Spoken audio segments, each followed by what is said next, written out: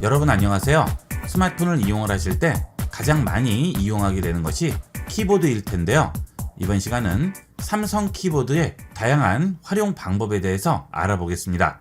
스마트폰의 키보드를 이용하는 것은 문자 메시지라든지 카카오톡 같은 SNS, 문서 작성 앱, 웹 브라우저 등 다양한 곳에서 키보드를 이용을 해서 문자를 입력하게 되죠. 어떤 앱을 쓰셔도 키보드는 동일한 키보드를 이용하게 됩니다.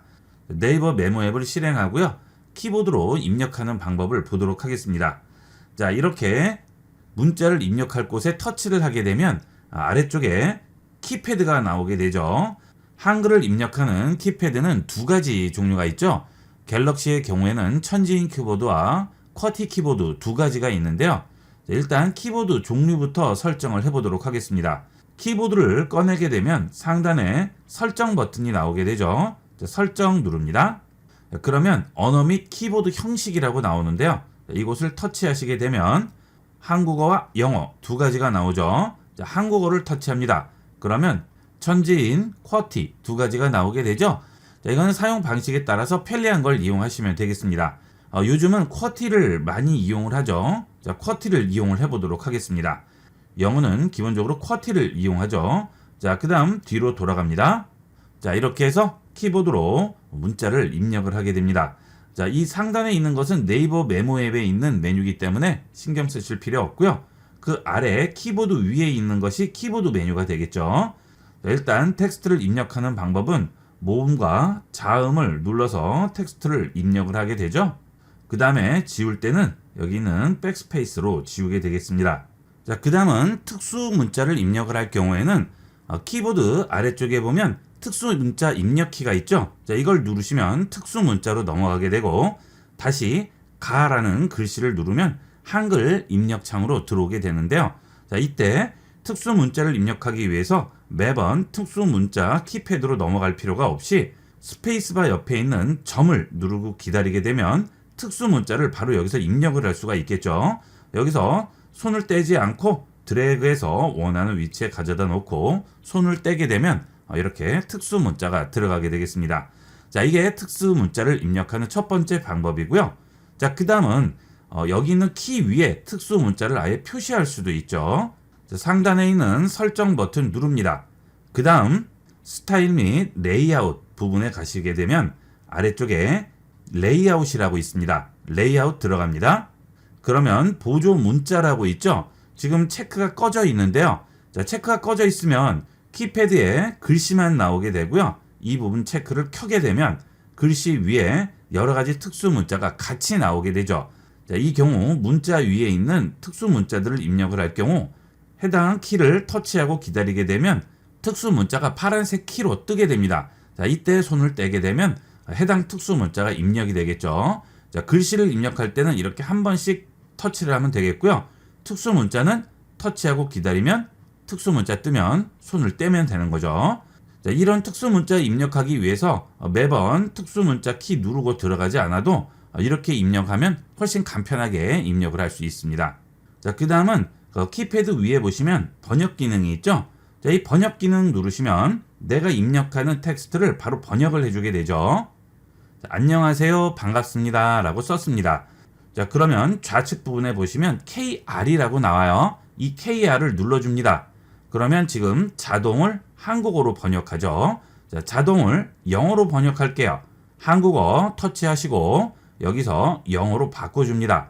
그러면 해당 문장이 이렇게 영어로 번역이 되겠죠. 자, 간단하게 번역해 줄 수 있습니다. 자, 이 키패드는 어떤 앱이든 동일하게 이용을 하는 것이기 때문에 SNS나 문자를 이용을 하실 때도 그대로 이용을 하실 수 있겠죠. 자, 그 다음 상단 메뉴 우측에 보시면 점 3개 버튼이 보입니다. 점 3개 버튼 누릅니다.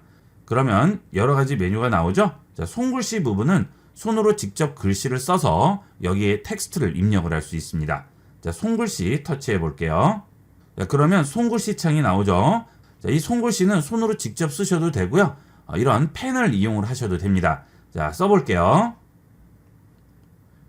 안녕하세요 라고 썼습니다. 자, 그러면 이렇게 상단에 안녕하세요라고 들어가죠.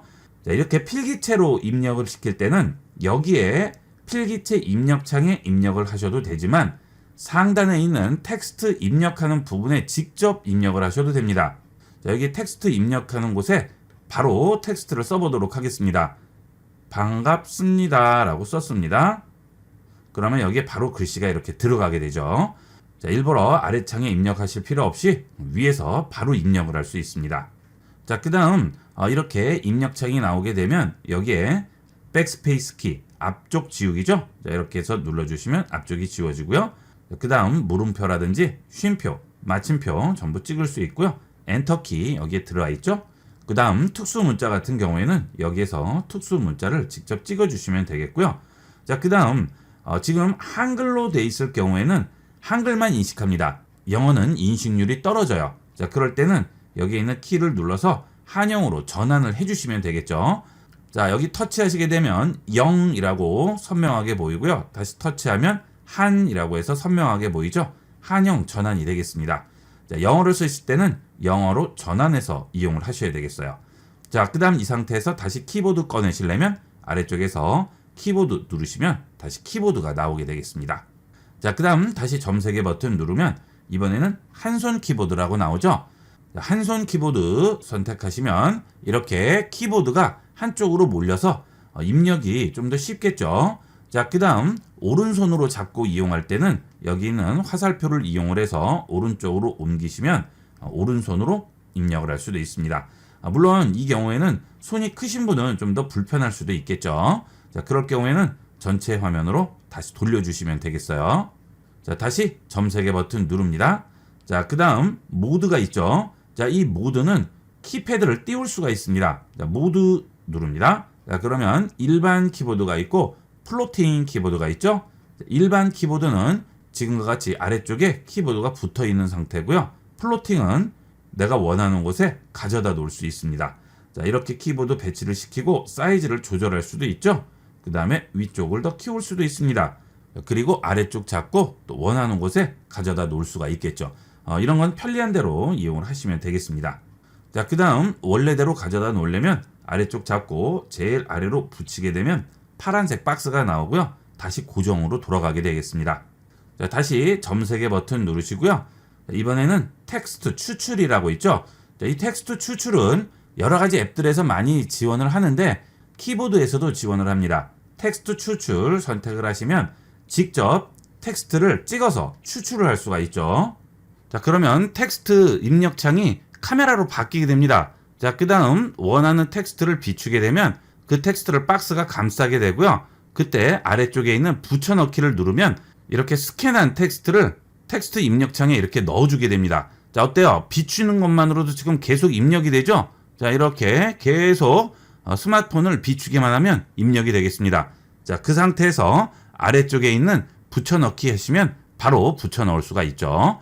자, 문서에 있는 텍스트를 추출해야 할 경우 이렇게 이용하시면 스마트폰을 그대로 문서를 쭉 따라서 비춰주기만 하면 전부 입력을 할 수 있습니다. 이런 기능은 즉석에서 스캔해서 바로 입력을 해야 할 경우 아주 유용한 기능이 되겠습니다. 자, 그 다음은 갤럭시 S24에만 있는 기능인데요. 인공지능 기능이죠. 자, 앞으로 갤럭시 S23에도 지원을 한다고 하지만 현재는 24만 지원을 하는 기능이 되겠습니다. 자, 여기 있는 인공지능 버튼을 누르게 되면 문장 스타일과 철자 및 문법이라고 나오게 되죠. 자, 문장 스타일은 기본 내용을 쓰게 되면 인공지능이 다양한 어투로 바꿔주게 됩니다. 자, 우선 텍스트부터 입력을 해보도록 하겠습니다. 자, 텍스트를 입력을 했습니다. 자, 그 다음 아래쪽에서 인공지능 버튼 누릅니다. 자, 그러면 문장 스타일이라고 있죠? 문장 스타일을 눌러줍니다. 그러면 인공지능이 다양한 어투로 바꿔주게 됩니다. 원본, 전문적인, 편안한, 소셜, 공손한, 이모지 여러 가지가 있죠? 자, 이것들은 여기 위에 있는 모두 보기를 눌러도 확인할 수 있어요. 자, 이렇게 단순하게 텍스트를 입력한 후에 공손한으로 바꿔보도록 하겠습니다. 그러면 안녕 언제 와라는 텍스트가 안녕하세요 언제 오시나요로 바뀌죠? 여기서 적용 버튼을 누르면 텍스트가 바로 변경이 됩니다. 일일이 전부 내용을 입력할 필요 없이 간단하게 입력을 한 후에 어투를 바꿔주게 되면 편리하게 활용할 수가 있겠습니다. 자, 그 다음은 철자 및 문법이죠.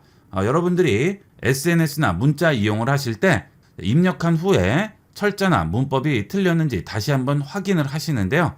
그럴 필요 없이 전부 입력한 후에 철자 및 문법 눌러주시면 잘못된 것을 전부 수정을 해주게 되겠죠. 자, 그 다음에 키보드 좌측 하단에 보시면 여기에 마이크 버튼이 있습니다. 이 마이크 버튼을 이용을 해서 음성으로 입력할 수 있죠. 자, 일일이 타이핑하기 싫으실 경우에는 음성 입력 기능을 이용해서 간편하게 입력을 할 수도 있습니다. 자, 입력을 해볼게요. 안녕하세요. 지금은 음성으로 타이핑하는 방법에 대해서 시연해보고 있습니다. 그러면 이렇게 음성으로 말한 내용이 텍스트로 입력이 되게 됩니다. 자, 이 갤럭시의 음성 입력 기능은 거의 최고 수준이죠. 여러분도 실제 이용을 해보시면 거의 문제없이 완벽하게 입력이 됩니다. 발음을 조금만 정확하게 해주시고요. 천천히 말하면 오타 없이 완벽하게 입력이 되게 됩니다. 자, 이렇게 해서 이번 시간은 갤럭시 스마트폰의 다양한 키보드 입력 방법에 대해서 알아봤습니다. 제일 많이 접하는 부분이죠. 많이 활용해 보도록 하세요. 항상 손에 들고 다니시는 스마트폰을 내 취향에 맞게 설정하시면 사용하실 때마다 새로운 기분으로 이용할 수 있겠죠. 이번 시간은 내 취향에 맞는 스마트폰의 벨소리 설정과 화면 설정에 대해 알아보겠습니다. 우선 벨소리 설정부터 알아보겠습니다. 스마트폰에 설정 버튼 누르고 들어가시면 소리 및 진동 메뉴가 있죠. 소리 및 진동으로 들어갑니다. 그러면 벨소리를 여기서 설정할 수 있죠. 벨소리 들어갑니다. 그러면 스마트폰에서 기본적으로 제공하는 벨소리들이 있죠. 이런 벨소리들을 터치해서 설정하시면 되겠죠. 이렇게 원하는 벨소리를 터치해서 들어보시고 해당 벨소리를 설정하시면 되겠는데요. 아래쪽으로 내려가면 간단한 신호음들이 나오죠. 그 다음 더 아래로 내려가시면 평온한, 즐거운, 레트로 여러가지 음악들과 벨소리들이 나오게 됩니다. 자, 이런 것들을 들어보시고 설정을 하시면 되겠죠. 자, 그런데 내가 원하는 음악을 설정하고 싶어요. 자, 그럴 때는 우측 상단에 플러스 버튼 누릅니다. 그러면 지금 여러분 스마트폰에 저장되어 있는 통화 녹음 파일, 음악, 그 외에 음성 파일들을 전부 확인할 수 있습니다. 여기서 원하는 파일을 선택하면 벨소리로 지정할 수 있는데요. 자, 그렇게 하기 위해서는 일단 원하는 음악을 스마트폰에 넣어야 되죠. 자, 스마트폰에 음악을 넣는 방법은 다양한 방법이 있죠. 컴퓨터를 이용을 해서 케이블로 연결을 한 다음 음악 파일을 스마트폰에 넣을 수도 있고요. 또는 클라우드를 이용을 해서 내려받을 수도 있고 카카오톡이나 문자 메시지를 통해서 파일을 받을 수도 있습니다. 원하는 형태로 파일을 스마트폰에 저장을 하시게 되면 해당 파일이 여기에 나오게 되겠죠. 자, 지금 이 화면은 PC 화면인데요. 자, PC에 있는 음악 파일을 스마트폰으로 옮겨 볼 텐데요. 저는 네이버 마이박스를 이용하도록 하겠습니다. 보통 네이버 계정은 다 가지고 계시기 때문에 네이버 계정으로 해보도록 하겠습니다. 자, 네이버에 로그인 하신 다음 아이디 아래쪽에 보시면 메뉴가 나오죠. 여기서 화살표를 눌러서 마이박스 선택합니다. 그러면 네이버 클라우드, 즉 마이박스 안으로 들어오게 되죠. 파일이 여러 개가 저장되어 있으면 다 보이게 될 텐데요. 여기서 제일 아래쪽에 보시면 올리기 버튼이 있습니다. 올리기 누릅니다. 그러면 어떤 파일을 올릴지 물어보죠. 상단 메뉴에서 올리기 버튼 누릅니다. 그리고 파일 올리기 합니다. 자, 그러면 파일을 선택할 수 있는 창이 열리죠. 열기 창이 열립니다. 자, 바탕화면 누르시고요. 여기에 저장되어 있는 업로드할 파일을 선택해 주시면 됩니다. 자, 그 다음 열기 합니다. 그러면 파일이 클라우드, 즉 마이박스로 전송이 되겠죠. 완료합니다. 자, 이제 해당 파일이 올라갔어요. 자, 그러면 스마트폰에서 그 파일을 내려받아서 저장해 주시면 되겠죠. 자, 스마트폰에 네이버 앱이 설치가 되어 있어야 됩니다. 자, 네이버 앱 실행하시고요. PC에서 클라우드로 올린 계정과 동일한 계정을 이용하셔야 되겠죠. 좌측 상단 줄 3개 버튼 누르면 본인 계정이 나오죠. 동일한 계정이어야 돼요. 네이버 계정을 여러 개를 쓰시는 분들은 계정을 동일한 계정으로 설정을 해 주셔야 됩니다. 자, 그 다음 아래쪽으로 내려가시면 마이박스를 찾을 수 있습니다. 내 도구 부분에 가시면 마이박스라고 나오죠. 자, 마이박스 실행합니다. 그러면 앱으로 열 건지 물어보는데요. 나중에 하기 한 다음 올라가 있는 파일 중에서 제가 지금 올린 파일을 찾아주시면 되겠죠. 자, 그런데 사진만 나오네요. 자, 그 이유는 지금 사진으로 선택이 돼 있어서 그래요. 자, 우측 상단 줄 3개 버튼 누르시고 여기서 모든 사진이 아니고요. 아래쪽에 폴더에 있는 내 파일을 선택합니다. 그러면 사진 외의 파일도 전부 확인을 할 수가 있습니다. 자, 원데이라고 지금 제가 올린 파일이 여기 있죠? 자, 선택합니다. 그러면 바로 다운로드 시작하죠. 자, 그러면 내 스마트폰에 저장이 되는 겁니다. 자, 이제 설정에 가셔서 그 음악을 벨소리로 설정을 해주시면 되겠죠. 자, 설정 들어갑니다. 그러면 바로 원데이라는 파일이 보이게 되죠. 자, 선택을 할게요.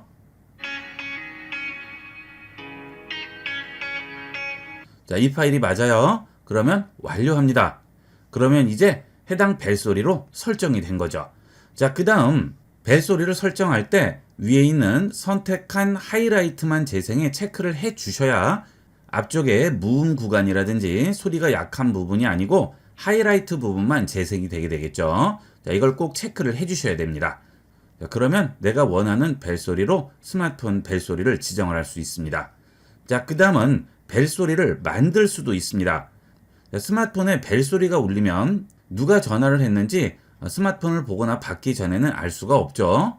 가족이 전화를 했는지 지인이 전화를 했는지 알 수가 없습니다. 자, 그럴 경우에 연락처마다 다른 벨소리를 지정을 해서 벨소리만 듣고도 바로 알 수 있도록 만들어 줄 수 있습니다.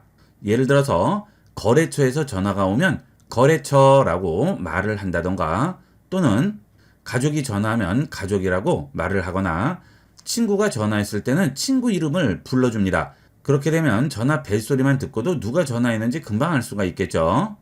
특히나 연세 드신 분들은 아주 유용하게 이용을 할 수가 있죠. 자, 그러면 벨소리를 연락처마다 다르게 설정하는 방법을 보도록 하겠습니다. 홈으로 들어가서 전화기 앱 실행합니다. 그 다음 연락처로 들어가신 다음 벨소리를 설정할 연락처를 선택합니다. 그리고 I라고 써있는 정보 버튼 누릅니다. 그 다음 더보기 누르신 다음 벨소리 진동 변경 선택합니다. 그 다음 벨소리로 들어갑니다. 그러면 여기서 이 연락처에만 다른 벨소리를 지정할 수 있어요. 지금은 기본 벨소리로 되어 있는데 여기서 다른 벨소리를 설정하면 이 연락처에만 해당 벨소리가 울리게 됩니다. 그런데 어떤 연락처에 어떤 벨소리가 울리는지 다 기억을 할 수가 없죠. 자, 그래서 아예 이름을 지정을 하면 좀 더 편리하게 이용할 수 있겠죠. 자, 그래서 이번에는 네이버에서 벨소리 대신 설정할 녹음 파일을 생성을 해보도록 하겠습니다. 자, 이것은 클로바 더빙을 이용해서 벨소리를 만들면 되는데요. 구글 플레이 스토어에서 네이버 클로바 더빙 입력해서 설치해 주시면 됩니다. 자, 클로바 더빙 실행하시면 둘러보기 페이지가 나오는데요. 아래 메뉴에서 내 프로젝트 누르시고 여기서 새로운 프로젝트를 생성합니다. 자, 그 다음 이름을 써줍니다. 안 써도 상관없지만 헷갈리니까 이름을 써줄까요? ibcomputer교육.com이라고 썼습니다. 만들기 합니다. 자, 그 다음에 여기에 ibcomputer교육.com이라고 벨소리가 나와야 되니까 그 내용만 써주시면 돼요. 자, 그 다음 소리를 들어볼게요. ibcomputer교육.com. 자, 그러면 그 다음에는 목소리를 바꿔볼게요. 자, 지금 아라라고 되어 있는데요. 이걸 누르시고요. 다인으로 바꿔볼게요. 자, 목소리가 좀 더 귀엽게 나올 텐데요. 플레이 해볼게요. ibcomputer교육.com. 자, 이 목소리로 할 거예요. 자, 그러면 이 상태에서 우측에 있는 점 3개 버튼 누릅니다. 이 더빙 다운로드 합니다. 확인합니다. 그러면 이 목소리가 다운로드 됐네요. 자, 홈 버튼 누르시고요. 전화기 앱 실행합니다. 그 다음 그 벨소리를 지정할 연락처를 선택하시고요. 정보 버튼 누릅니다. 아래쪽에서 더보기 버튼 누르시고 벨소리 변경 들어가신 다음 벨소리 선택하시면 이제 그 벨소리로 설정을 할 수 있어요. 자, 우측 상단 플러스 버튼 누르신 다음 아래쪽으로 내려가서 찾아보시게 되면 여기에 클로바 더빙이라고 나와요. 그 다음에 날짜도 나오게 되죠. 자, 이거 선택합니다. ibcomputer교육.com. 됐죠? 자, 이거 완료합니다. 자, 이제 전화가 해당 연락처로 오게 되면 이 소리가 나게 되겠죠. 전화를 한번 해보도록 하겠습니다. ib컴퓨터교육닷컴 ib컴퓨터교육닷컴 자, 이렇게 벨소리가 내가 지정한 소리로 울리게 되죠. 그 다음 그 외의 벨소리는 원래대로 나오게 되겠죠.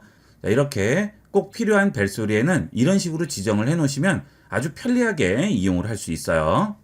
전화기를 들지 않아도 누가 전화하는지 벨소리만 듣고도 알 수가 있죠. 그 다음 화면 설정 방법을 보도록 하겠습니다. 자, 설정으로 들어가셔도 되는데 단계가 많기 때문에 빠르게 들어가 보도록 할까요? 화면을 터치하고 기다립니다. 그러면 배경화면 및 스타일로 바로 들어갈 수 있어요. 선택합니다. 그러면 배경화면과 잠금화면 설정을 할 수 있죠. 배경화면 선택할게요. 그러면 여기서 배경화면을 다른 배경화면으로 설정할 수 있어요. 좌측 상단 배경화면 선택하시면 스마트폰에서 제공하는 기본 배경화면과 그 다음 갤러리에 저장되어 있는 사진들이 나오죠. 여기서 원하는 사진을 선택해 주시면 됩니다. 자, 터치하시고요. 원하는 배경화면 선택해 주시면 되죠. 그러면 그 배경화면으로 바뀌게 되겠죠. 여기서 완료 버튼을 눌러야만 설정이 되고요. 그냥 뒤로 돌아가게 하면 설정이 되지 않겠죠. 자, 다시 배경화면 들어가신 다음 배경화면 누릅니다. 자, 그리고 그 다음에는 그래픽이라고 이런 것도 전부 기본 제공하고요. 색상도 기본 제공하고 있습니다. 자, 그 다음 갤럭시 테마 배경화면이라고 있죠. 자, 화살표 터치합니다. 자, 그러면 갤럭시 테마 배경화면이 나오는데 저는 하나 저장을 해뒀어요. 그 외에 다양한 배경화면은 아래쪽에 배경화면 더보기 들어가셔서 여기서 원하는 배경화면 선택해 주시면 됩니다. 자, 이 경우에는 무료도 있고 유료도 있습니다. 무료만 보실 경우에는 상단에 검색 버튼 누르시고요. 여기에서 무료로 입력을 하시게 되면 무료 배경화면만 확인할 수 있어요. 무료 배경화면도 굉장히 많죠. 여기서 골라주시면 되겠습니다. 자, 보통 스마트폰에 잠자고 있는 사진들 엄청 많으실 텐데요. 그런 사진들 중에서 잘 나온 사진을 배경화면으로 설정하시면 훨씬 새로운 기분으로 이용할 수 있겠죠. 그 다음은 잠금화면도 바꿔줄 수가 있죠. 잠금화면 선택하시고요. 상단 배경화면 누릅니다. 그러면 똑같이 나오죠. 잠금화면도 갤러리에 있는 사진들 선택할 수 있고요. 그 다음 배경화면 서비스라고 있습니다.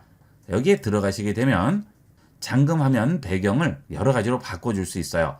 다이나믹 잠금화면 선택하신 다음 우측에 있는 톱니바퀴 설정 누르시면 갤럭시에서 무료로 제공하는 다양한 배경 화면들이 있습니다.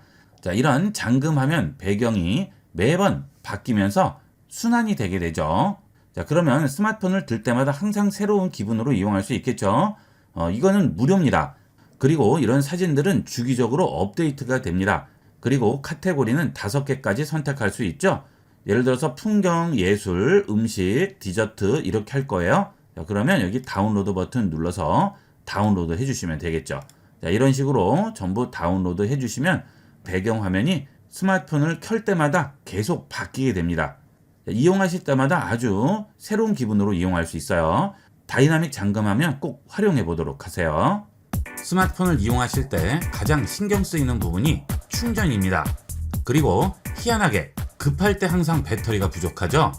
이번 시간은 스마트폰 충전의 모든 것을 알아보겠습니다.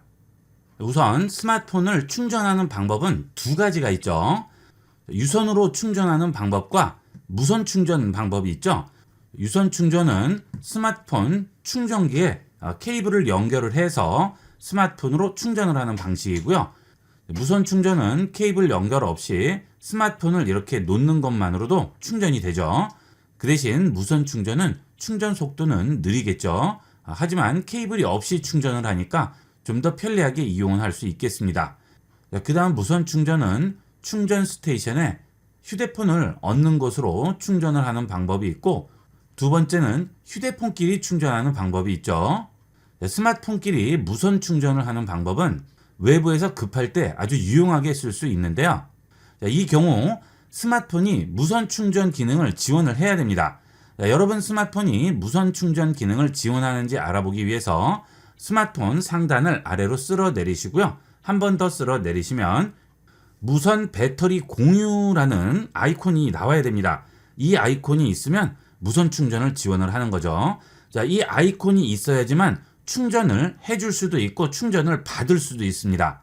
즉, 두 개의 기기 모두 무선 배터리 공유 아이콘이 보여야 되죠. 보급형 기기의 경우는 지원을 하지 않을 수도 있습니다. 스마트폰끼리 무선 충전을 하기 위해서 전기를 주는 쪽이 배터리 공유를 켜주셔야 되고요. 전기를 받는 쪽은 공유 기능을 켤 필요가 없습니다. 자, 지금 이쪽 배터리에서 이쪽으로 전기를 줄 거예요. 자, 그러면 상단을 아래로 쓸어 내리시고 그 다음 여기서 무선 배터리 공유 버튼 누릅니다. 자, 그러면 내 휴대전화 뒷면에 다른 기기의 뒷면을 대라고 하죠. 배터리 위치가 정확히 맞아야지만 제대로 충전이 되고요.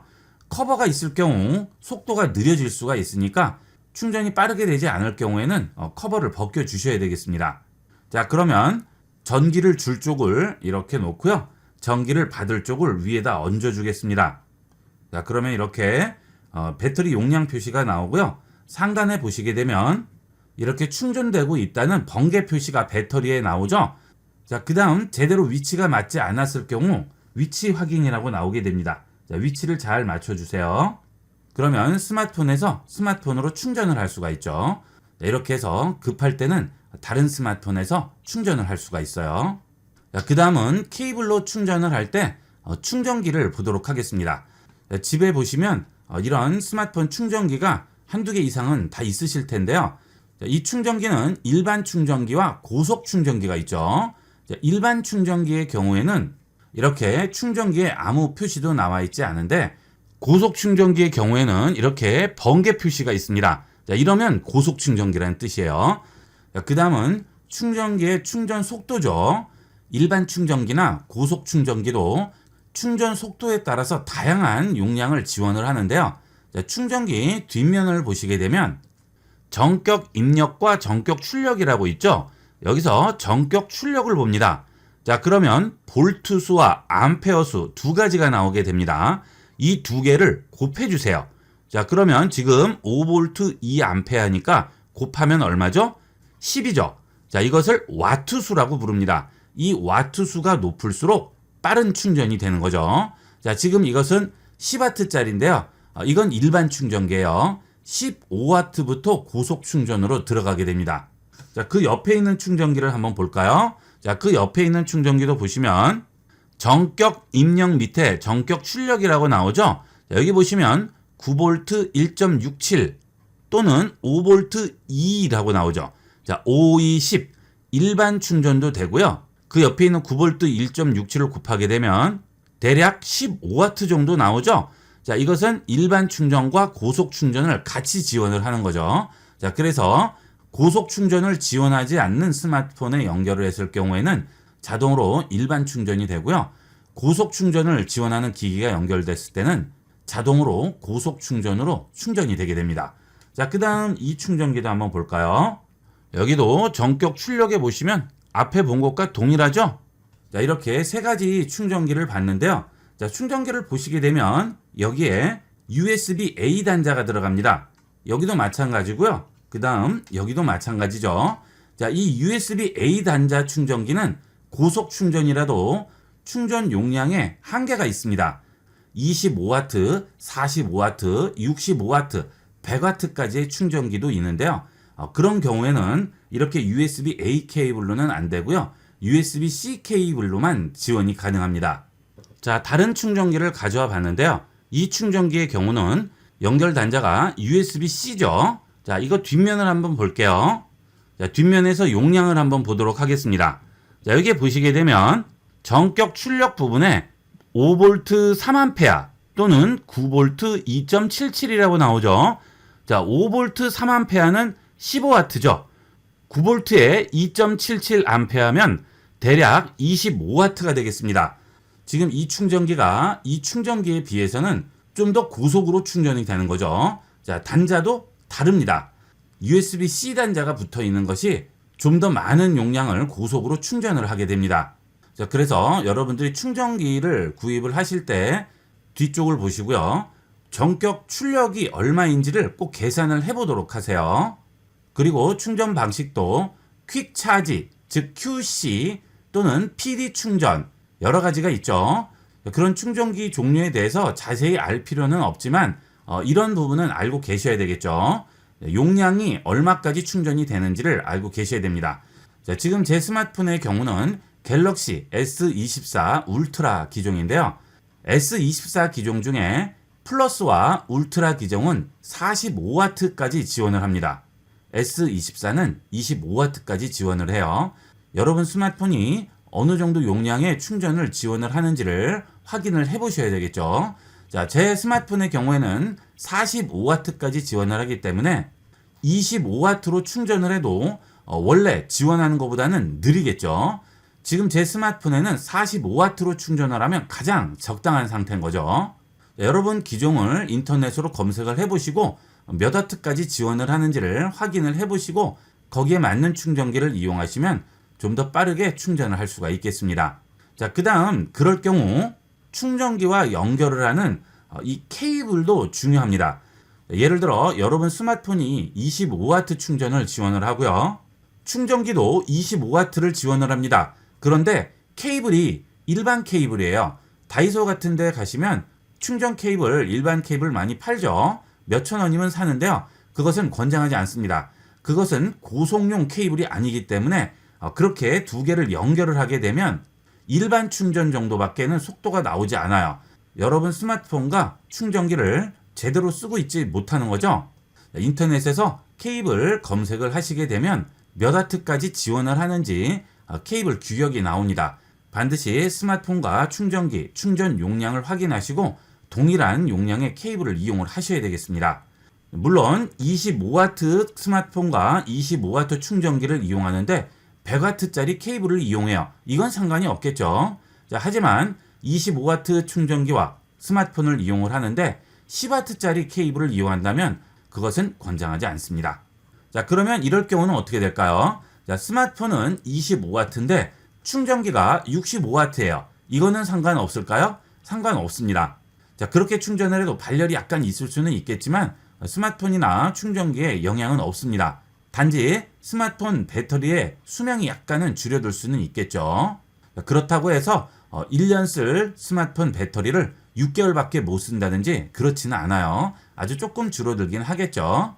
전부 기계적으로 센서가 감지를 하기 때문에 필요 이상의 전원이 들어오는 것은 전부 차단이 되니까 안전하게 이용할 수 있습니다.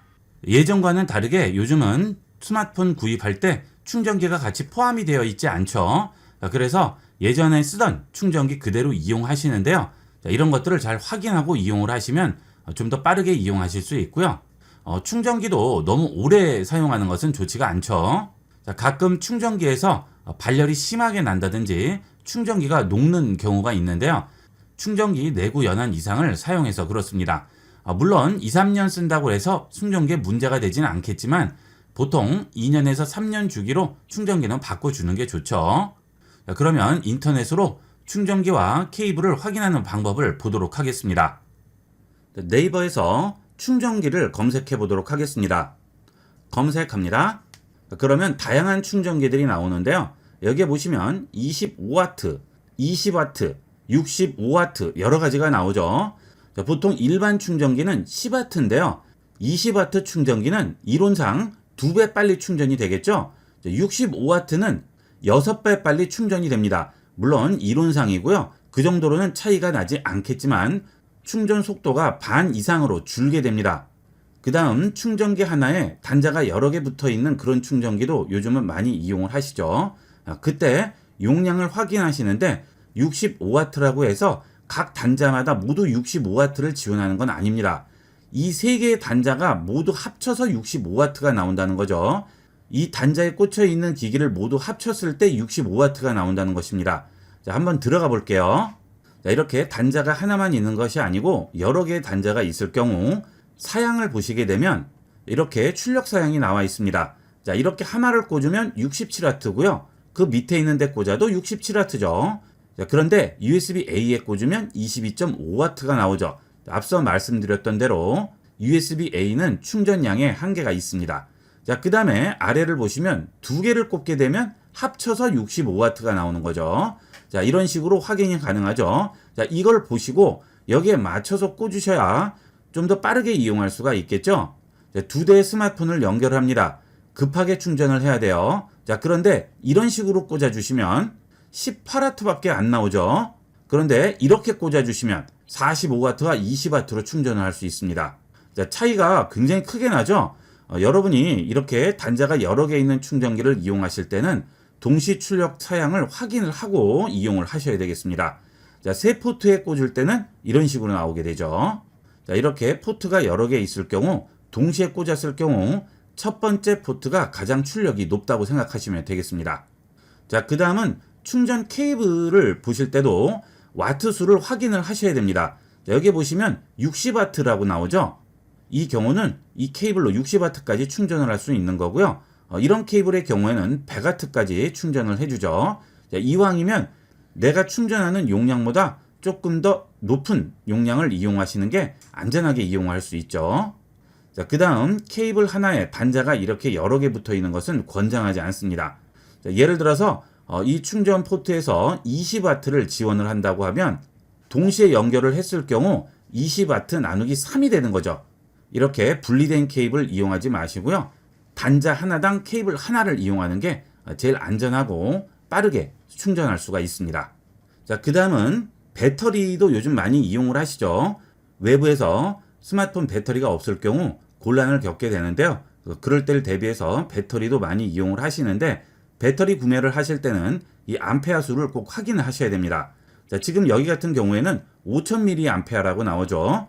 자, 앞서 보신 제 스마트폰 갤럭시 S24 울트라는 배터리 용량이 5000mAh입니다. 그러면 완전히 완충이 됐을 때 5000mAh의 전기가 내 스마트폰 배터리에 저장이 돼 있죠. 자, 그런데 지금 이 배터리를 이용하면 내 스마트폰 하나를 제대로 충전을 할 수 없다는 결론이 나오죠. 자, 여기에 완충을 해서 내 스마트폰에 연결을 하더라도 한번 완충을 해버리면 더 이상 충전을 할 수 없죠. 스마트폰 배터리는 되도록 여기 있는 용량을 큰 것을 이용하도록 하세요. 자, 지금 여기는 2000mAh죠. 자, 그러면 5000mAh 스마트폰을 4개를 충전을 할 수 있는 겁니다. 스마트폰 배터리를 구입하실 때는 가격을 보지 마시고요. 여기 있는 용량을 꼭 확인하셔야 됩니다. 자, 그러면 본인 스마트폰 배터리 용량은 어떻게 확인할까요? 네이버에서 스마트폰 기종을 쓰시면 배터리 용량 간단하게 확인할 수 있죠. 자, 예를 들어 S23 울트라를 한번 찾아봤습니다. 자, 그러면 삼성전자 홈페이지가 있죠. 여기에 들어가시게 되면 스펙이 있죠. 스펙 누르시면 배터리 스펙 확인할 수 있습니다. 자, 배터리 보시게 되면 배터리 용량이 5000mAh죠. 자, 그러면 최소한도 5000mAh는 돼야죠. 여러분이 휴대용 배터리를 구매하셨는데 1000mAh입니다. 그러면 감에 기별도 안 가겠죠. 외부에서 장시간 이용하기 위해서 배터리를 구매해야 됩니다. 그럴 때는 10,000, 20,000 이런 식으로 용량이 높은 것을 구매해야지만 제대로 충전해서 이용할 수가 있겠습니다. 충전기나 배터리, 케이블 모두 가격이 비상식적으로 싼 경우가 있어요. 예를 들어 20,000mAh인데 다른 제품들은 거의가 30,000원 정도의 가격인데 어떤 제품은 10,000원이에요. 그러면 그런 제품들은 제 용량이 제대로 나오지 않는 거죠. 용량에 맞는 제품을 제대로 구입을 해서 쓰셔야 안전하고 빠르게 충전해서 이용할 수가 있습니다. 가지고 계신 충전기나 케이블, 휴대용 배터리 모두 한번 확인을 해보시고요. 여러분 기종에 맞는 제대로 된 충전기와 케이블, 휴대폰 배터리를 이용해 보도록 하세요. 자, 이번 시간은 여기까지 하도록 하겠습니다. 감사합니다. 본 영상을 시청해주신 모든 분께 감사드립니다. 좀 더 체계적으로 컴퓨터 및 모바일 기기 사용법을 배우려면 www.ib96.com, ibcomputer교육.com을 추천드립니다. 그리고 저희 채널에 구독과 멤버십 회원으로 가입해주시면 좀 더 좋은 컨텐츠로 보답하겠습니다. 감사합니다.